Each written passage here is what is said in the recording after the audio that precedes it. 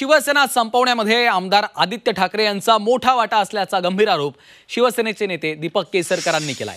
उद्धव ठाकरेंना महायुतीसोबत यायचं होतं, मात्र आदित्य ठाकरेंना काँग्रेससोबत जायचं असल्यामुळे महायुती होऊ शकली नाही, असा खळबळजनक दावा देखील दीपक केसरकरांनी केलेला आहे।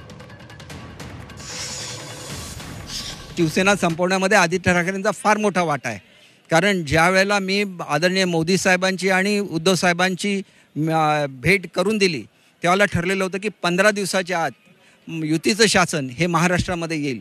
आल्यानंतर ते म्हणाले की मला अधिकचा वेळ पाहिजे, तसं मी कळवलं मोदी साहेबांच्या त्यांना कळवलं, तशी निरोप दिला।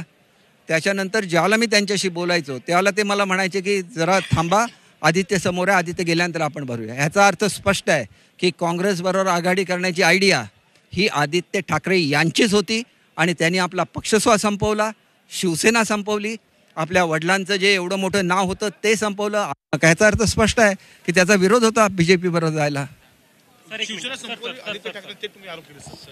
हो, संपवली, वस्तुस्थिती आहे ना। तुम्ही का गेला काँग्रेस बरोबर? तुम्ही का प्रेशर आणलं उद्धव साहेबांवर?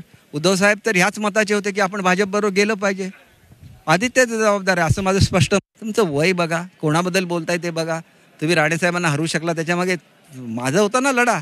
काय हिंमत आहे तुमची? राणेसाहेब कधी तुमच्या गाडीमध्ये पेट्रोल मिळत नव्हतं तुम्हाला, सिंधुदुर्गमध्ये हॉटेलमध्ये जायला जागा मिळत नव्हती, विसरला काय ते सगळं? कुठल्या माणसामुळे आपण तिथं फाईट करू शकलो? कुठल्या कारणामुळे राऊत निवडून आले? कशामुळे वैभव नाईक निवडून आले?